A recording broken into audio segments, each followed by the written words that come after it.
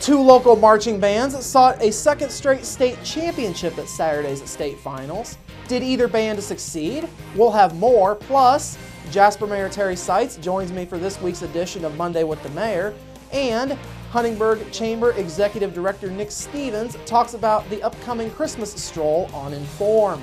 All of that and much more is up next here on the 18 WJTS News.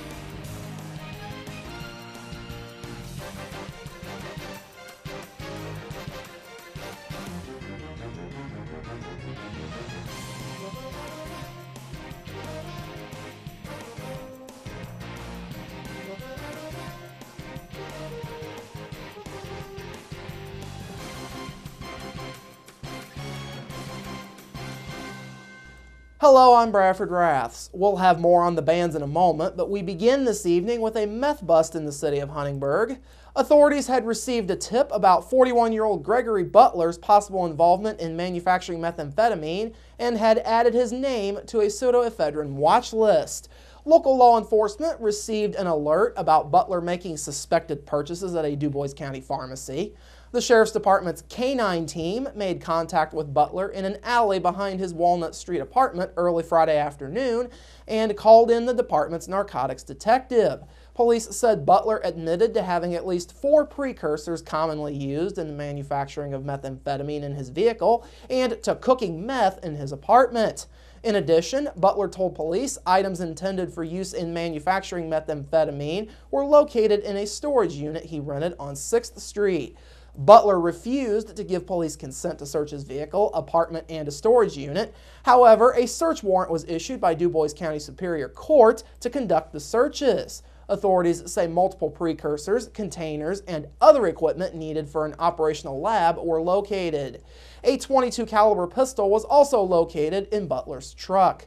Authorities booked Butler into the Dubois County Security Center. He faces several charges, including a Class A felony for dealing methamphetamine within 1,000 feet of school property, since the storage unit is near the Huntingburg Memorial Gymnasium. Other charges include a Class C felony count of possession of precursors used in the manufacturing of methamphetamine by a person also in possession of a firearm, a misdemeanor count of paraphernalia possession, and a Class D felony count for maintaining a common nuisance, as well as a Class D felony count for illegal dumping of controlled waste. The Huntingburg Police Department also assisted. In other news this evening, 2 people are behind bars following a search for a person wanted on a felony warrant in Dubois County. A citizen stopped by the Huntingburg Police Station at about 1:30 yesterday afternoon with information concerning 19-year-old Amy Engel, who was wanted on a Class B felony warrant for escape. Huntingburg police officers and a trooper from the Indiana State Police went to an apartment in the 500 block of Pleasant View Drive after being told that was where Engel was. When police arrived outside the door of the apartment, the officers smelled a strong odor of burnt marijuana. After entering the apartment, police found Engel hiding in a closet, and she was arrested on the warrant. A second person in the apartment, 24-year-old Christopher Wills, was also arrested after he was found to have synthetic drugs. Both Engel and Wills were lodged in the Dubois County Security Center. Engel is charged with a Class B felony for escape, while Wills is facing a Class A misdemeanor for possession of a synthetic drug or a synthetic drug look-alike. Now back to the local bands. The Forest Park Marching Rangers and the Jasper Marching Wildcats competed on Saturday to defend their state marching band titles from last year. Forest Park was able to successfully defend its title, repeating as Class D champions. Forest Park Band Director Chad Gaso says the title is the fulfillment of a yearly goal. Well, we try, at the beginning of every season, our goal is to just do the best we can, put together a show that is memorable, that's going to, keep changing the activity, keep pushing things forward and be innovative. And I think we did that. We feel very happy with how things went today. Gaso says the repeat was made possible by people both inside and outside of the program. We got a lot of good kids, a lot of good parent support, support from the school, community support, just a lot of really, really great things happening at Forest Park in the music program. Springs Valley was the runner-up in Class D, while Paoli took 3rd place. Meanwhile, the Jasper Marching Wildcats' title defense came up just short on Saturday. Jasper finished 4th in Class B competition at the state finals. Jasper Band Director James Goodhue says the show went well from what he could see. I thought everything went really smooth for us. There's a lot of places that on any given day we don't get the tempo quite right, or we have some glitches between one side of the band. We didn't seem to have anything. It was a pretty straight, good performance. Goodhue says on the whole, the season was successful for the band, though each competition is unique. It's been a good season. A couple weeks ago, we had regionals. We kind of had a lower rating and result than we wanted, and that was kind of deflating a little bit. But then last week, things were much better.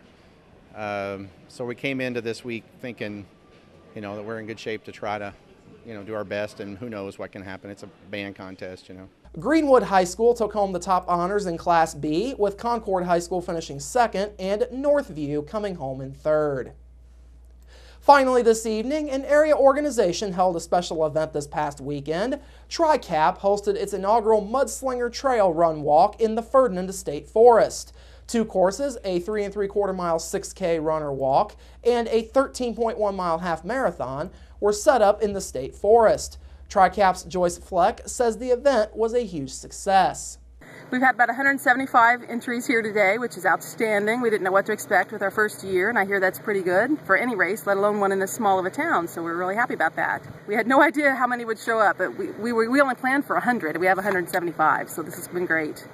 The results are in from this year's event, and the winners are, for the 6K female bracket, Casey Verkamp came in first place, with Sydney Berger as the runner-up, and Jill Vance finished third.